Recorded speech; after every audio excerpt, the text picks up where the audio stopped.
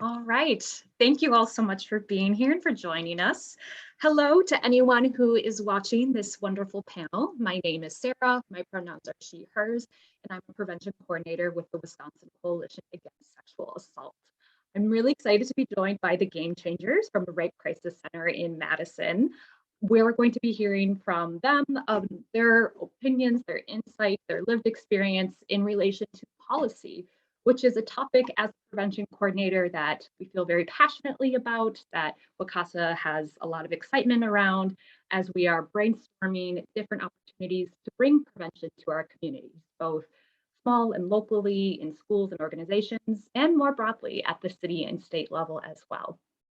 So with that, I'm going to hand things over to Heather and yeah, take it away. Hi guys and anyone watching. Just want to tell you a little bit about the program. I'm so proud of the students that are here and I really appreciate their time. I am actually the prevention coordinator at the Rape Crisis Center. So Sarah and I have very similar titles. And I work with largely high schoolers on sexual assault prevention. A lot of that looks like education and then community engagement. It's Game Changers is made up of a team of like 15 to 20 Dane County high school students and from a variety of schools. These folks will tell you what schools they're from. And we work really on education for ourselves, learning about social structures, learning about kind of realities of history to inform the way we do activism and advocacy. All of our students are amazing and bring different collective experiences and just a lot of insight that is really necessary for us at RCC, for the adults to do work. These folks inform the way that we go out and engage with schools. So this team is also really important for informing what are the needs of our school? How do we communicate with students? How do we communicate with admin? So I really appreciate the work that these Game Changers do. I am happy to introduce the rest of them. And so I'm going to pass it off to Anna. Thank you so much, Anna. Hi, I'm Anna. I am a senior at East High School. My pronouns are she, her, hers. And I will pass it off to Nitya. Hi, my name is Nitya. My pronouns are she, her, hers, and I go to Madison Memorial High School. I'll pass it off to Crystal. Hi, my name is Crystal. I go to West High School and my pronouns are she, her, hers. I'm going to pass it to Mahika. Hi, I'm Mahika. My pronouns are she, her, hers, and I'm a junior at Madison Memorial High School. I'll pass it to Olivia. Hi, I'm Olivia. My pronouns are she, her, and I go to McFarland, which is not far from Madison. All right, so I'll start us off with our first question. What has been your favorite part of Game Changers so far? I will start off with answering. My favorite part of Game Changers so far has been being able to have a safe and welcoming environment to not only learn about the pressing issues around us, but also to go about changing those for the betterment of the people in our community. Absolutely, I really have to agree with you, Anna. I love it is a really welcoming space. And for me too, I love just being able to hear everyone's stories, whether that's like recent or like a backstory they have. I really like to hear just all of that. It's really, it is a great space. Yeah, I agree. Another great part of Game Changers is opportunities like this where we can talk at panels and voice, our opinions as students, which I think is really vital to, create change in our community. I was going to add on to Olivia and say that, yeah, it's just getting to meet the other game changers especially is a really cool experience, and getting to hear from them and just getting to meet other people who just, and what, like, everyone's so passionate, and getting to find out like what they think of the current state. Yeah, I agree with what everyone has said. And I think the big cherry on top is that everyone at Game Changers actually cares, and not just about like the community and everything that's going on, but also just about each other as individuals. Like at every meeting, we always do Rosebud Thorn, and we like share a little part of our lives and our weeks.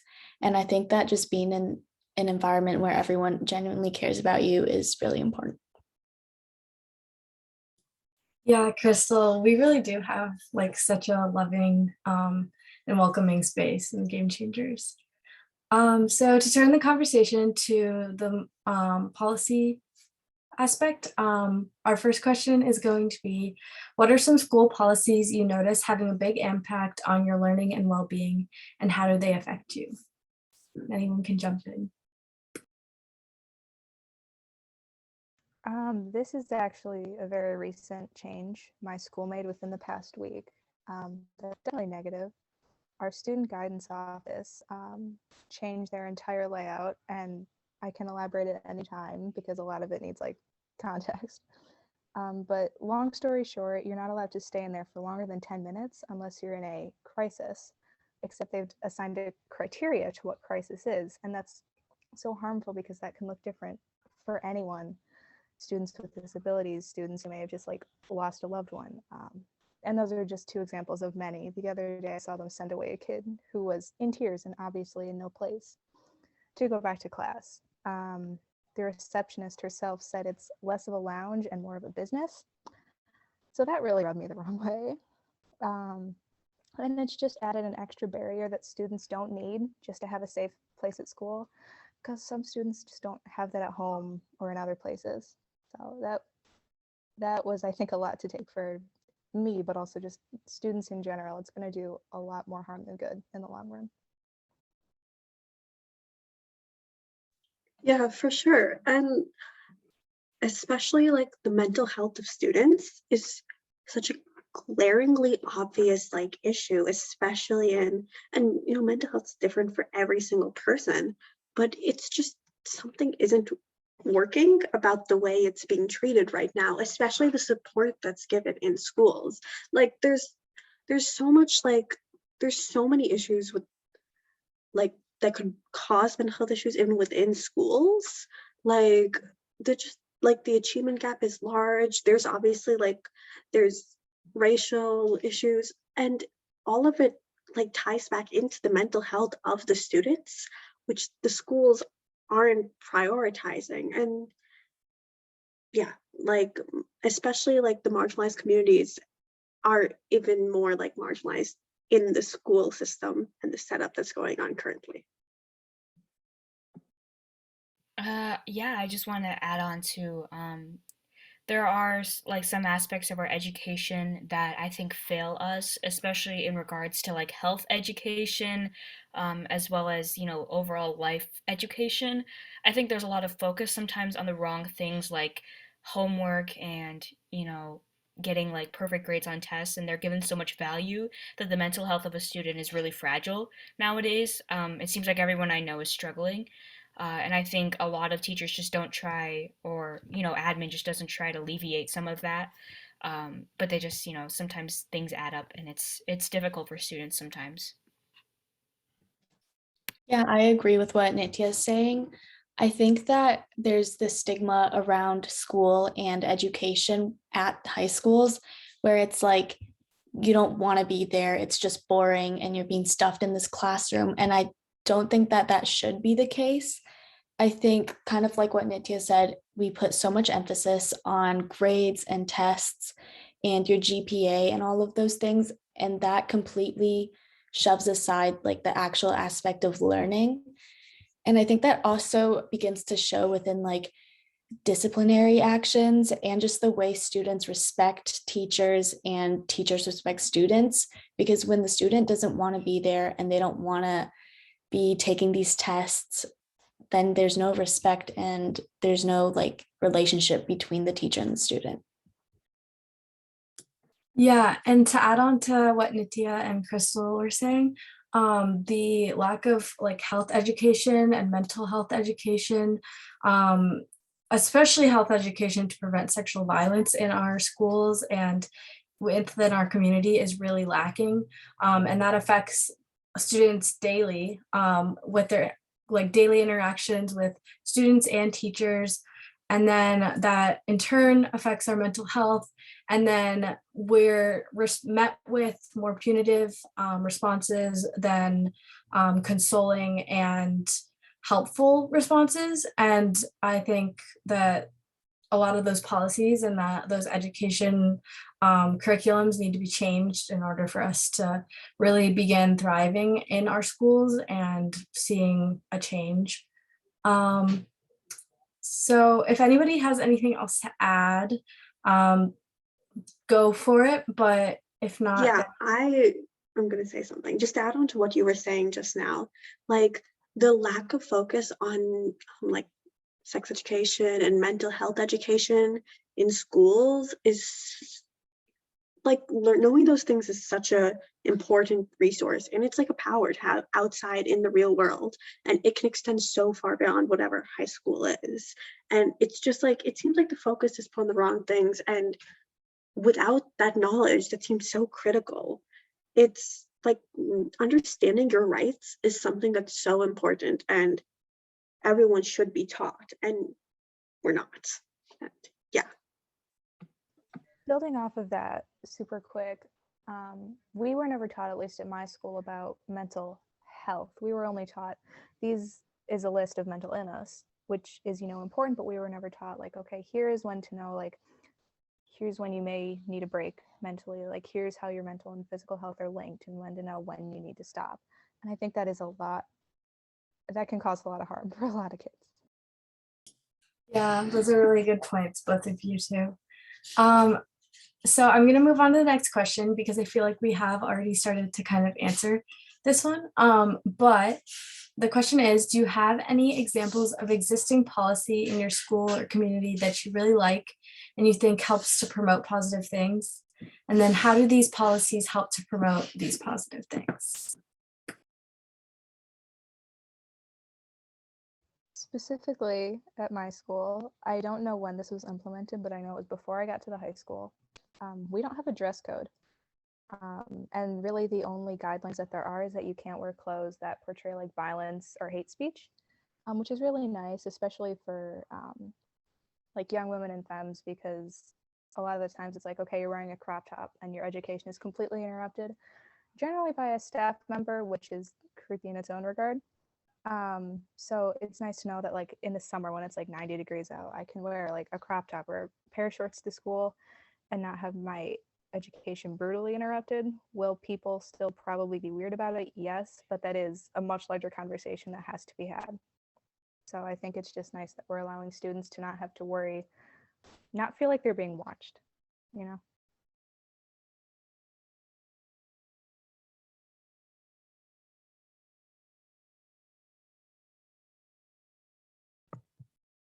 Anybody else? Is it hard to think of positive policies in school? I remember that was the experience for me. There, Just like, sorry. no, Yeah, go for it. at our school at least, there's a peace room at our school at least. I only recently learned of it from Mihika actually. I didn't know it existed, but it's a room just, for people who may feel like a lot of anger sometimes to kind of reconnect with themselves. I don't know a lot about it, but I think it's something nice that our school implemented at least. Yeah, at West High School, we have this kind of seems like not as important, but we have these guidance dogs. And I think just like having these big, like fluffy dogs at school, it's like it's so helpful and it really makes the school environment so much better. And it kind of seems like a silly little thing, but it actually does improve like the school environment. So helpful for mental health. Love it. Yeah, I was gonna say there's like a lot of things that our school does, like like the peace room and things like that. It's like there is effort there. Like someone did put in the effort, which I really, really can appreciate. It's like just sometimes it isn't like support isn't provided in an equitable way as it should be. And that's like the biggest issue with it. Like one step forward, three steps back type of thing with the way problems are solved. And, and I really do appreciate what some people are doing and the effort that is being put in, but it's a lot of time in the execution within our schools that you can see where it's like falling short almost. Yeah, exactly. I wanted to add in that we have all gender bathrooms at our school. But just like Mahika was saying, like we don't have very many and they're not like very accessible, and a lot of times they're closed off for like certain reasons. So like there are like positive things I feel like that are happening in our schools, but it's just like either the execution or it the policies being equitable are where they sometimes fall short, and like something that could have been really positive turns almost like negative. And I think all of those things could just be a result of lack of education and like underfunding. There's not enough conversation being had, and there's not enough money being put into our schools to implement these positive things which are happening in our schools in the correct way, or not the correct way, but like an effective way at least, that helps all its students.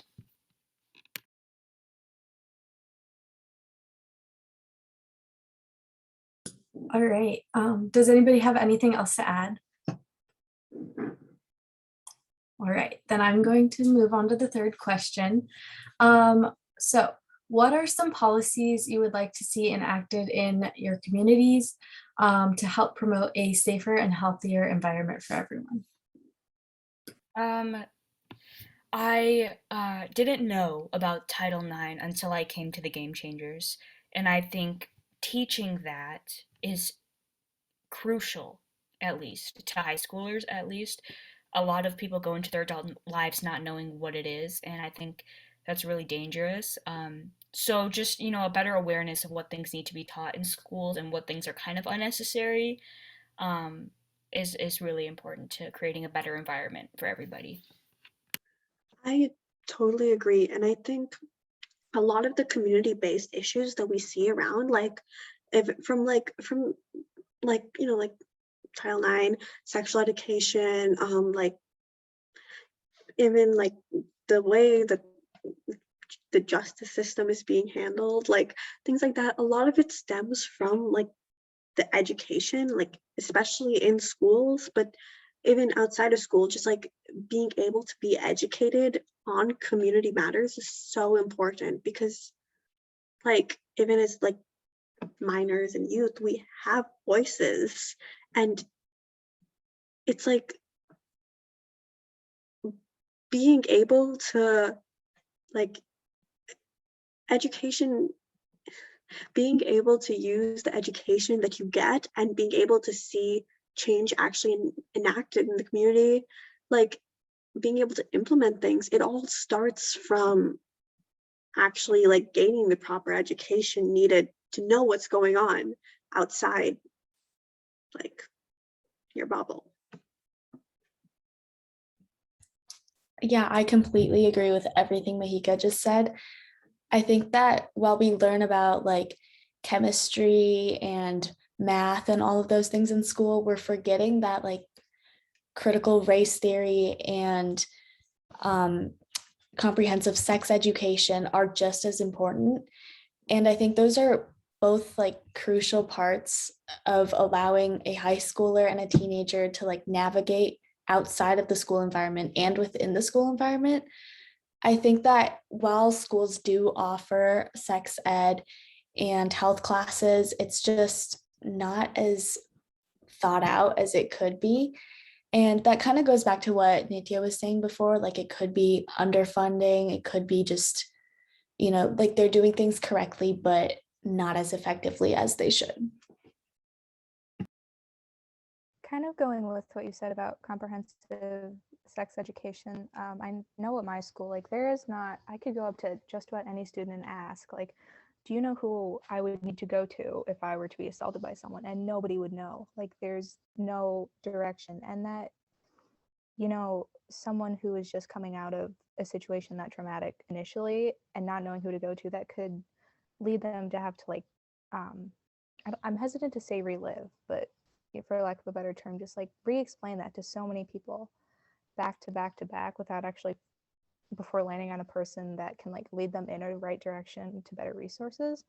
So I think like right off the bat at the start of the school year or something, like, okay, this is what you do. Like if they have an orientation normally, like this is what you do if you want to report this, because it's always like with school violence, okay, if you see someone with a weapon, see something, say something.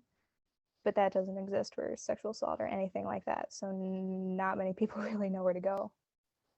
I just want to add on to that.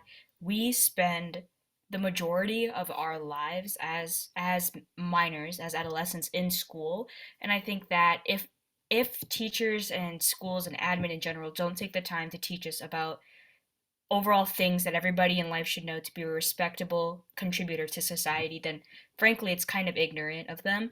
Um, it's like the place we spend the most time, like next to our maybe homes. So it's just really important that we learn these things at school at least, because if we don't learn them there, then we have to learn them from experience, and that can be dangerous sometimes. And I also think that a lot of what we're learning, especially that we can enact in our community, like things we can implement in our community and we see in our community around us, we're learning from what we're seeing in our school environment as well.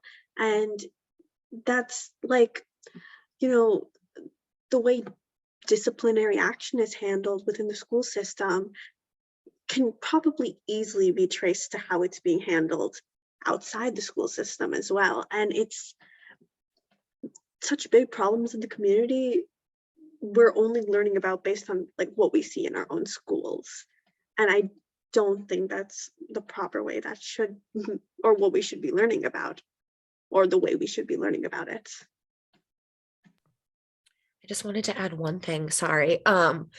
I just really appreciate these answers. Two things. Like, first, I want to highlight, like, just because these things are so frustrating, and I think students are getting really tired of inadequacy from school leadership and administration. So at places like East High School, Oregon High School, Memorial High School, West High School, like students are taking action into their own hands. And specifically, like I know Anna has been involved at East with making posters that specifically address what Olivia just said, like just going to a basic level of like, if I want to talk to someone, what is that going to look like? How does mandated reporting affect that? So I just think it's incredible that students essentially have had to say, well, our adults aren't doing it, so I guess I will, which makes me really sad. And like, I'm so sorry that adults continue to often fail our students. And that's kind of the main point that I wanted to make. So just know, like, for this, and I know all of you do work at your own schools to like try to create some kind of further education. So I really appreciate that.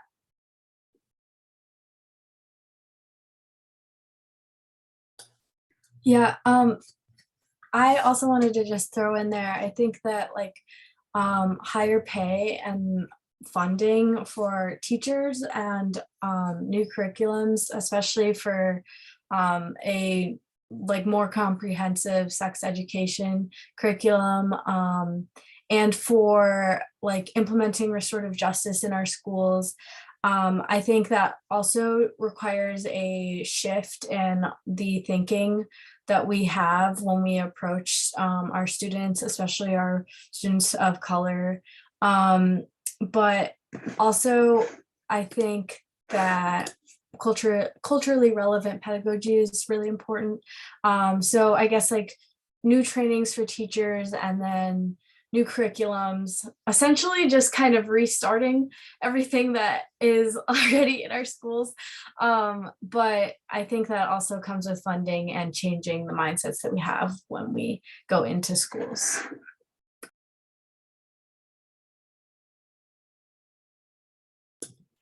All right, so to go from there, I want to ask, how do you think youth should be involved in making policy changes and decisions at school and within our communities?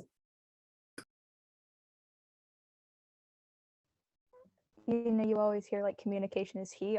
Communication is key, my bad, in terms of like relationships, but that also goes for like so many other things like decision making. Um, and as with any situation, just the people that will be affected most or the community that will be affected most, you absolutely need their input by whatever that decision would change. So that just means like inviting students to come speak at school board meetings or even letting them know that like there is an option there, is a really good first step. And if that, you know, if students aren't allowed to even go to school board meetings in a certain district, then the first step would be to make that change and allow students to even go. So I want to add it access to these kind of student board meetings. I feel like shouldn't be just towards people who choose to do it. You know what I mean? A lot of youth don't know they have the option to even be involved in those kinds of things. So, our school does do like school-wide surveys sometimes, but I feel like it's really easy to be dishonest on them. So I mean, I wouldn't know exactly what the solution could be, but finding a way to make all youth, if they want their voice to be heard, that they know that their voice can be heard. If it like may it be through like anonymous emails or something like that, but it's really important that all youth know they can have a voice in decisions being made by admin. Yeah, I agree with what Nitya said. Um, I think that the big thing for me is that I didn't even think of school or policies in the way that the school and the teachers are really working and they're there for the students. And that, like, I remember Heather said that in one of our first meetings, and I was like, this is crazy. I did not know, like, I never thought of school in that way. And I don't think that a lot of people or a lot of students do, or even teachers. I think that when you're swamped with like COVID emails and like Google Classroom emails, it can be really easy to miss those important surveys asking for student voices. So I think that even if that means like teachers making announcements in the middle of class or beginning of class, or like those overhead speaker announcements, just adding in the events and ways that students can get involved, I think that can be really important. I totally agree with I totally agree with what everyone has said so far. Like, and I think adding on to, I think something Olivia said specifically was that, like, we're the people being impacted by these decisions. And it's every single student I know who has or even like participates in these things. It's like no one feels like their voice is being heard. Like, you know, if we're the people that these policies are impacting, we should see our opinions having a, like, changing what's happening to us, because it never feels like it does. And it's just, people can say that they're doing something, but until real change and real steps are taken, it just feels like students are being overlooked and their opinions are going unheard again and again. And like, especially because, you know, these are the things that affect us. These things in 10, 15 years, when we're not in high school anymore, when we're the adults, even the bigger policies are going to affect us. And it's just insane that our voices are the ones that are oftentimes, are, you know, nearly always the ones that are going unheard and being ignored. Yeah, like everyone has been saying, I think having that open communication between adults, staff, administration with students and youth is really important. And also having that follow through. And I think having that follow through on the like communication and that planning in policy change. I think part of why that isn't happening is because I feel like youth aren't as respected, and they're kind of looked at as like, oh, you haven't really been here as long and you don't really know what you're talking about. But I think that we need to like shift that mindset and like get rid of the authoritative like seniority kind of mindset that like adults and staff have towards youth, and start shifting it to, okay, well, this is gonna impact you. We'll provide you with education that maybe you need in order to make this policy change, but then also like just using the resources that adults have and having them aid us in making change. Like, and really listening to us and like believing that we can do it. I think, yeah, so I think being respected and being believed in is something that adults need to start approaching us with in order for like real change to come through. And yeah.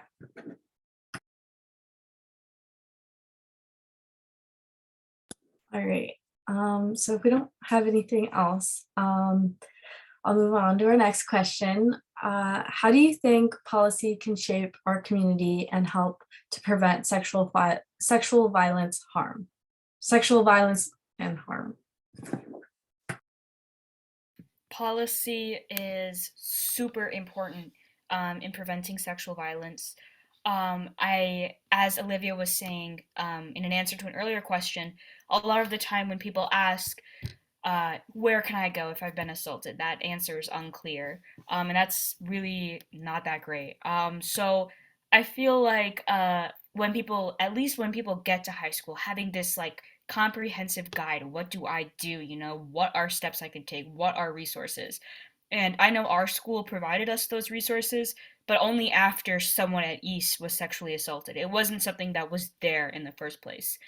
So realizing that this shouldn't happen in order for this policy to be enacted by schools is really important, as well as students understanding where they can get resources that are not, I guess, outside of school. There should be resources also inside of school, because sometimes resources outside of school are inaccessible to some people. So resources inside the school are really important, as well as educators and staff being more aware of how to deal with these issues, because sometimes they aren't educated on that either. Yeah, I agree. Sorry, Mahika, but I agree with what Mahika or Nitya just said. Sorry. I think that when there's a lack of like aftermath and a lack of policy in response to sexual violence or harm, it almost makes people think that there will be no consequences, because frankly, sometimes there aren't for people who have been affected. And I think that having those policies to prevent are important, but also having policies that kind of allow people to know that there's consequences afterwards are just as important, because from a social standpoint, I feel like people kind of overlook sexual assault or violence as something that's like, like that doesn't actually happen in real life, when in reality, it happens so much more than people think. And there's also this huge stigma that if something happens, like you can't talk about it because you'll be socially separated from your peers. And I think that also just goes with more comprehensive sex education. When people learn that these things happen and how to deal with them, it's less of an alienated thing. Yeah, Crystal, definitely policies like shape our mindsets and our approaches to these topics. So like when we have a lack of policies or we have policies that are like, oh, like it's really difficult, like we don't want to talk about it, it's like really complicated, like it kind of it makes people think it's okay, but it also ends up kind of harming the victim even more, or the survivor. And so, yeah, I think that also comes with like comprehensive sex education, and changing how we make how we make our policies, and then like how they land when they're like followed through with. And I think adding on to what everyone here has said, policies shouldn't feel like a follow-up to bad things happening, like, and it shouldn't be the responsibility of students to create a change or create policies that help each other. It should be something that exists and is clear to the students and to the people that like are experiencing it. Like, having clear policies is so important, and like having a clear sex education also is so important to forming those policies that can actually help and actually create change, and so it isn't again and again left on students to have to do that, or as like some sort of follow-up to something happening. Like, it should exist and it should be clear for everyone. Absolutely. I really agree with what all of you were saying. Like, I really don't have that much more else to add. Yeah, just really what Mihika said, the policy should have already been in place. Like, that is just always such a big thing with like social change. Like, why weren't these things here in the first place, I want to add on that this this policy in school mirrors policy in like society. Like recently, there was an act passed for the arbitration of sexual assault cases. Before this act, a lot of companies could just push these cases aside and waive them. So essentially, somebody could get assaulted and it could never see the light of day in court. And there was only an act literally passed within the last week that counteracted this. So I think as a society overall, we have this problem that's really reflected in schools in the way that we deal with hard things that people don't like talking about, frankly. It's usually pushed to the side and swept under the rug as an issue that is shunned and kind of stigmatized. And I think that it's really important as a society that we take steps forward to realize that these things exist and they should be destigmatized. Incredible. Y'all are so smart. It always blows me away. I'm like, can we just transfer this team like to the school board directly? Something like that. If it's okay, just because we have a little bit more time, I'm gonna ask us one more question. So first, I just want to say, Anna, thank you for facilitating. I really appreciate your expertise. I really appreciate the thought and deliberateness that each of you put into your answers. And I know that for folks who watch, like, they will learn something, period. So for the last kind of to close us out, and then I'll hand it back to Sarah, is I'm going to ask, like, if you could communicate one thing to policymakers, what would it be?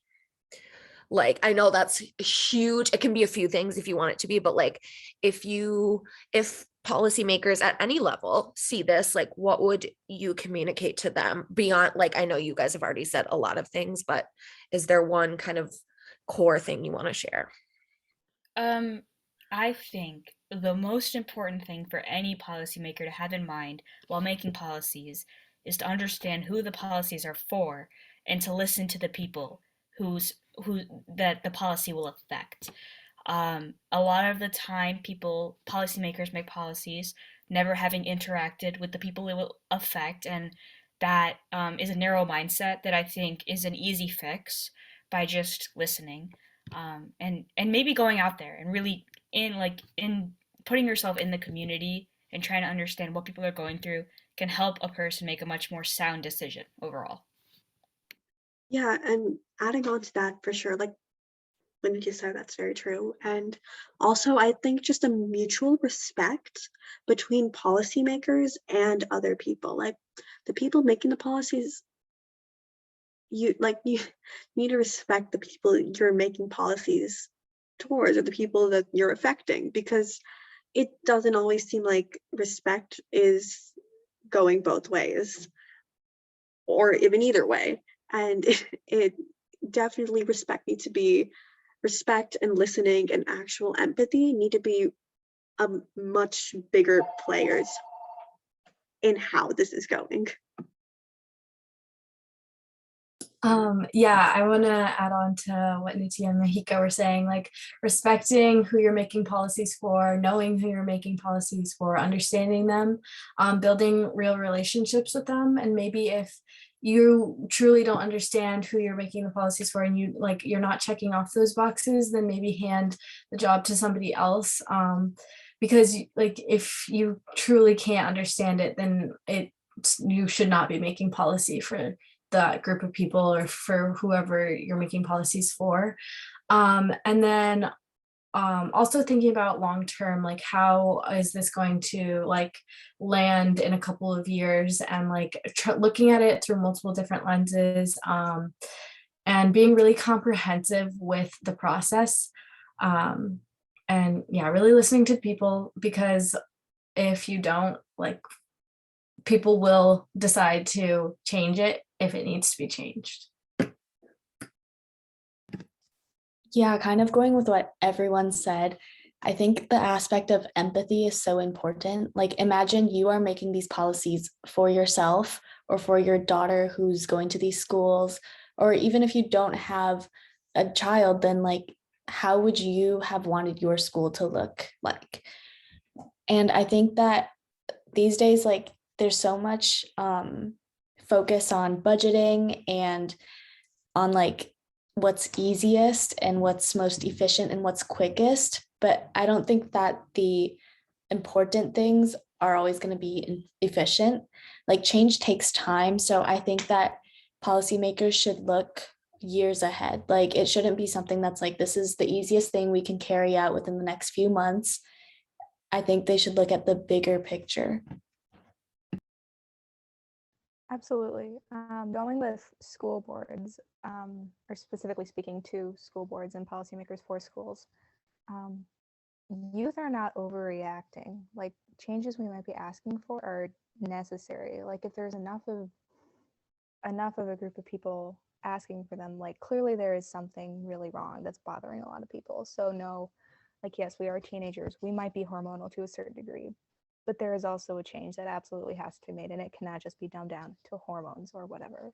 Like, we're not overreacting. Like, this is legit.